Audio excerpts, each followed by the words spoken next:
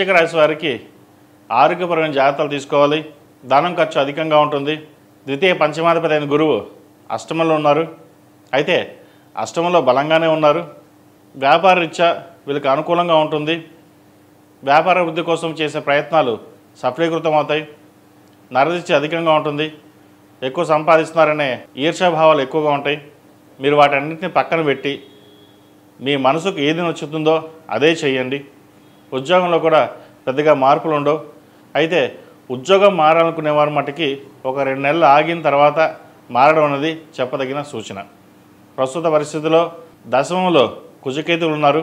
వృత్తి స్థానంలో కుజకేతువులు అనేది సంభవించింది. కుజుడు అగ్నితత్వ రాశి, కేతువు కుజవత్ కేతువు. కుజుడిచ్చే ఫలితాలే కేతువు కూడా ఇస్తారు. ఇద్దరు ఒకే రాశిలో వృత్తిలో ఉన్నారు. కాబట్టి వృత్తిపరంగా చాలా జాగ్రత్తలు తీసుకోవాలి. కోపతాపాలకు దూరంగా ఉండడం, వచ్చిన ఉద్యోగ అవకాశాలని జాగ్రత్తగా సద్వినియోగపరచుకోవడం, మనకి ఎంత కోపం వచ్చినా వాటిని అందించుకుని సమన్వయం పాటించడం అనేది చెప్పదగిన సూచన. అలాగే ఉద్యోగంలో చిన్న చిన్న ఆటంకాలు ఎదురైనా వాటిని అధిగమించడానికి ప్రతిరోజు సుబ్రహ్మణ్య స్వామి అష్టోత్తరం పఠించడం చెప్పదగిన సూచన. అదేవిధంగా భూమికి సంబంధించిన విషయ వ్యవహారాలు, లోన్కి సంబంధించిన విషయ వ్యవహారాలు చాలా జాగ్రత్తగా ఉండాలి. ఏదైనా కొనుగోలు అమ్మకాలు ఉంటే కొంతకాలం ఆగి ఉండడం మంచిది. ఒక స్థిరాస్తిని అమ్మి ఇంకో స్థిరాస్తిని కొనుగోలు చేసే ప్రయత్నం చేస్తారు. వాటి విషయంలో కొంత ఇబ్బందులు ఉంటాయి. ఎవరికి షూరిటీ సంతకాలు పెట్టడం కానీ, ఎవరికైనా డబ్బు తనఖా పెట్టి అప్పుగా ఇవ్వడం కానీ ఇటువంటి ఏమీ చేయకుండా ఉండడం చెప్పదగినది. మీరు మంచితనంగా వెళ్తారు, కానీ మీ అవసరాన్ని వాడుకుంటున్నారనే విషయం మీకు తెలియదు.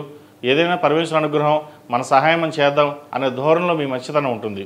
అదొక మందుకు మంచిదే. అయితే దానం చేయొచ్చు, సహాయం చేయొచ్చు. అపాత్ర దానం అనేది అంత మంచిది కాదు. వాటి విషయంలో జాగ్రత్త ఉండండి. అలాగే జీవిత స్వామి సలహాలు, సూచనలు మీకు ఎంతగానో ఉపయోగపడతాయి.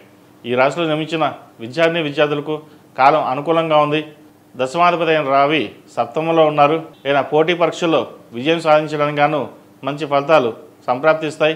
అలాగే గవర్నమెంట్ ఉద్యోగం కోసం ప్రయత్నిస్తున్న వారు గట్టిగా ప్రయత్నాలు చేయండి, మంచి ఉద్యోగం లభిస్తుంది.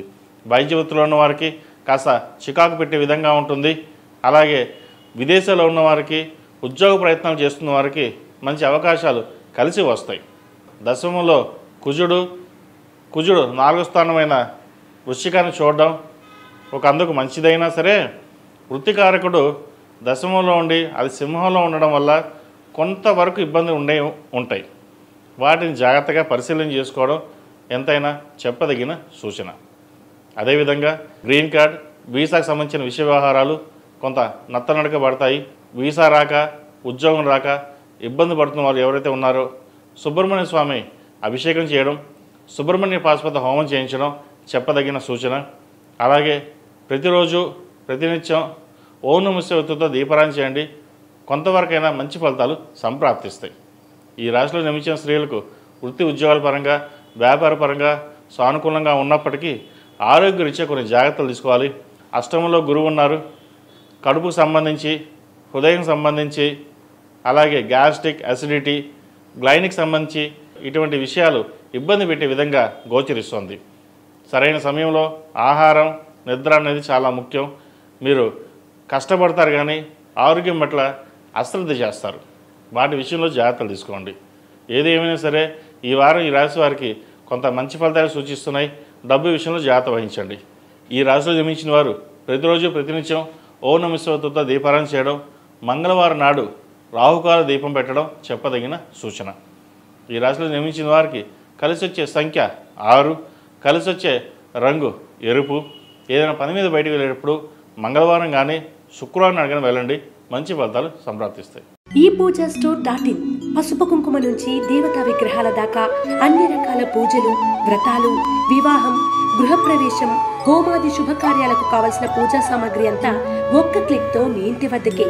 నేడే ఆర్డర్ చేయండి మీ ePoojaStore.in లో. One stop for all puja needs.